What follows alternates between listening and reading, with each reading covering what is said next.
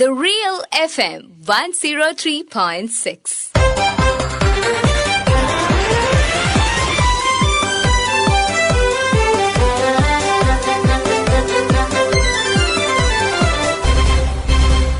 ശ്രദ്ധ.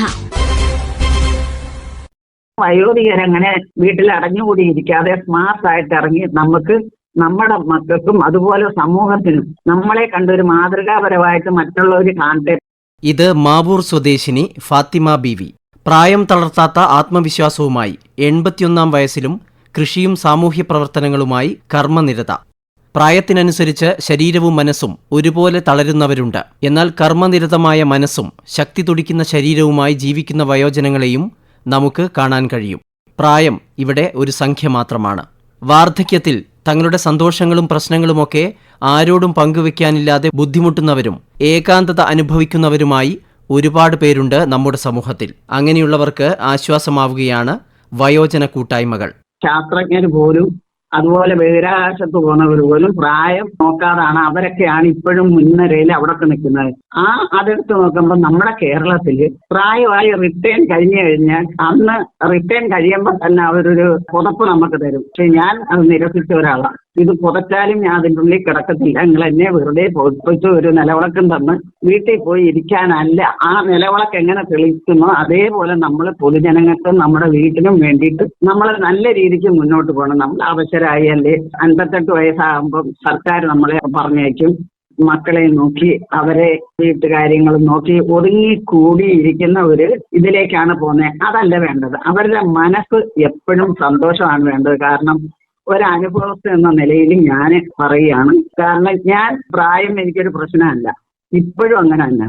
അപ്പൊ ഞാൻ ഈ കഴിഞ്ഞ ആഴ്ചയിൽ എൻ്റെ മക്കളോട് വിളിച്ചു ചോദിച്ചു, നിങ്ങൾ ഓരോ മാസത്തിലും എനിക്ക് എൻ്റെ കുട്ടികളെ 2 പേര് ഗൾഫിലുണ്ട്, അപ്പൊ അവർ ഒരു മാസം എൻ്റെ ചെലവിന് വേണ്ടിയിട്ട് എനിക്കായിട്ട് പ്രത്യേകിച്ച് പൈസ അയച്ചു തരും.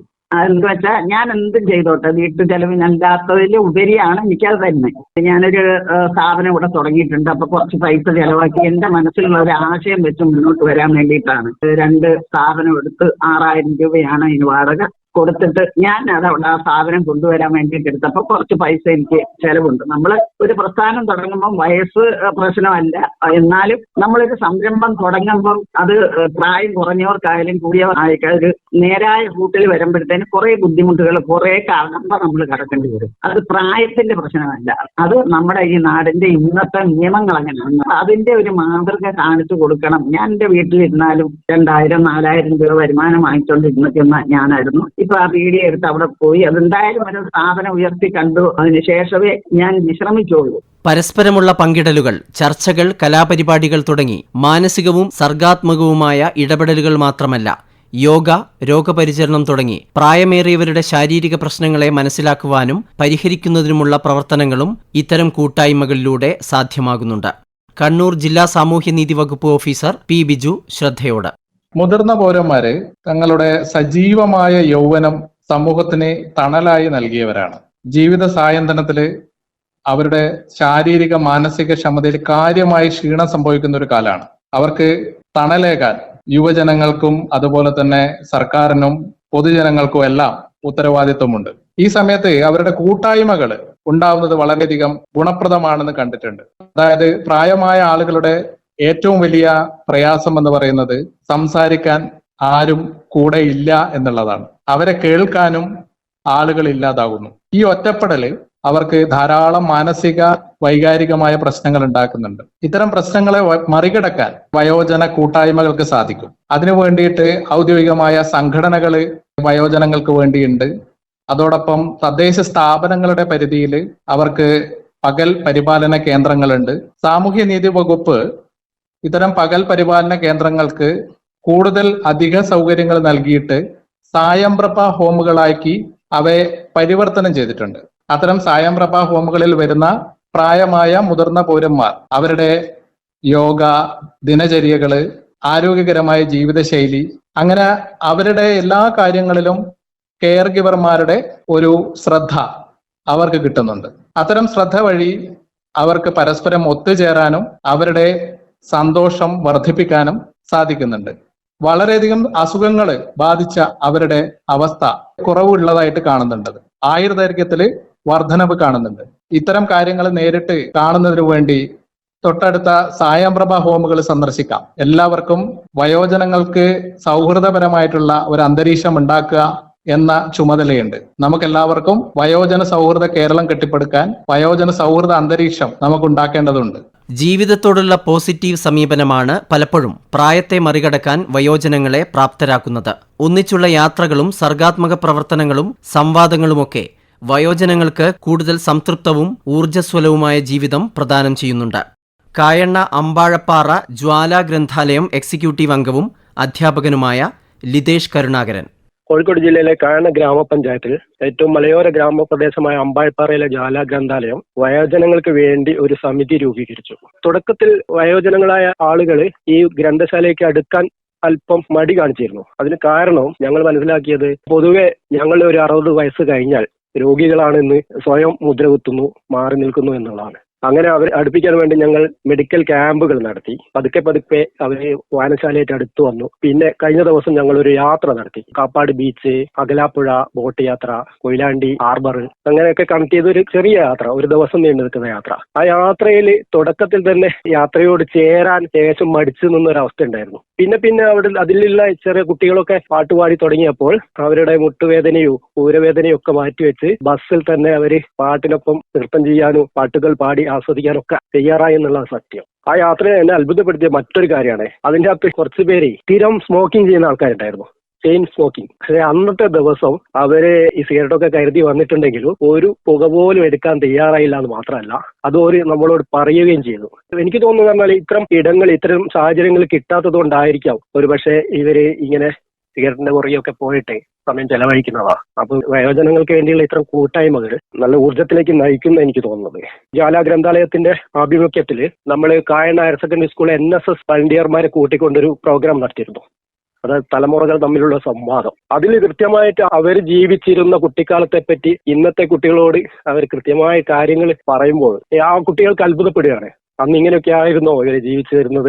ഇവരുടെ ഇന്നത്തെ അനുഭവങ്ങൾ, ഡിജിറ്റൽ യുഗത്തിലുള്ള അനുഭവങ്ങൾ തിരിച്ച് അവരോട് പറയുകയും ചെയ്യുന്ന വലിയൊരു പരിപാടിയായിരുന്നു.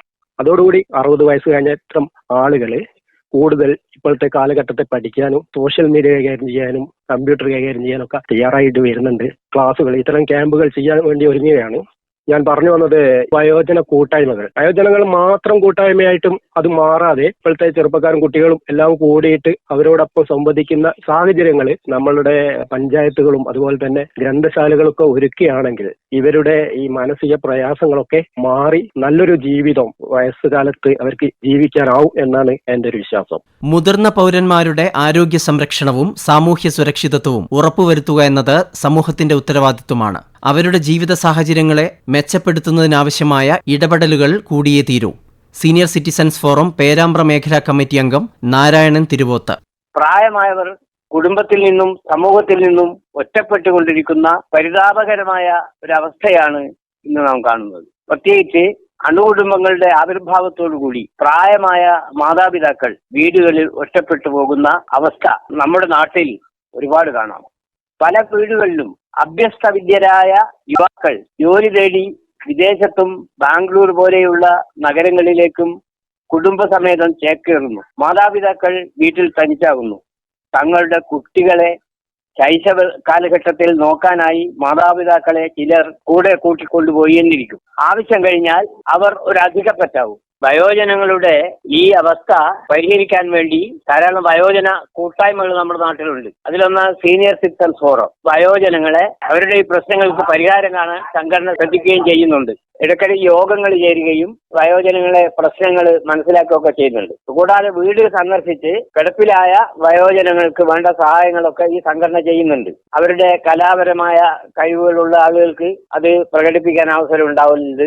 രോഗികളായ വയോജനങ്ങളെ വീട്ടിൽ ചെന്ന് സന്ദർശിക്കുകയും അവർക്ക് വേണ്ട സഹായ സഹകരണങ്ങളൊക്കെ ചെയ്യുകയും ചെയ്യും. ഇടയ്ക്കിടയ്ക്ക് യോഗങ്ങൾ വിളിക്കും. അതിനുള്ള പങ്കാളിത്തത്തോടുകൂടി ഓരോരുത്തരുടെയും പ്രശ്നങ്ങൾ മനസ്സിലാക്കുകയും അത് പരിഹരിക്കാൻ വേണ്ടി മുന്നിട്ടിറങ്ങുകയും ചെയ്യും. ഏതെങ്കിലും ആളുകൾ വീട്ടിൽ അങ്ങനെ ഒറ്റപ്പെട്ടു പോകുന്നുണ്ടെങ്കിൽ അവരെ സന്ദർശിച്ച് അവർക്ക് വേണ്ട എല്ലാ സഹായങ്ങളും സംഘടന ചെയ്യും. മുതിർന്ന പൗരന്മാർക്ക് വൈവിധ്യമാർന്ന താൽപര്യങ്ങളും ആവശ്യങ്ങളുമുണ്ട്.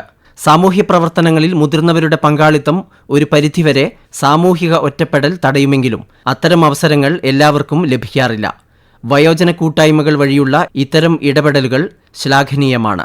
ഒപ്പം വയോജനങ്ങൾക്ക് യുവാക്കളും കുട്ടികളുമായൊക്കെ ഇടപെടാനുള്ള അവസരങ്ങളും ഉണ്ടാകണം. പ്രായം ചെന്നവരുടെ അനുഭവസമ്പത്തും അറിവുമൊക്കെ പൊതുസമൂഹത്തിന് ലഭ്യമാക്കുന്നതിനുള്ള സംവിധാനങ്ങൾ ഉണ്ടാകണം. അവർക്ക് അർഹിക്കുന്ന പരിഗണന കൂടി നൽകാൻ പൊതുസമൂഹം തയ്യാറാവേണ്ടതുണ്ട്.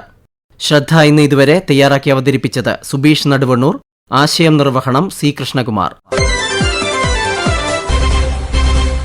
ശ്രദ്ധ.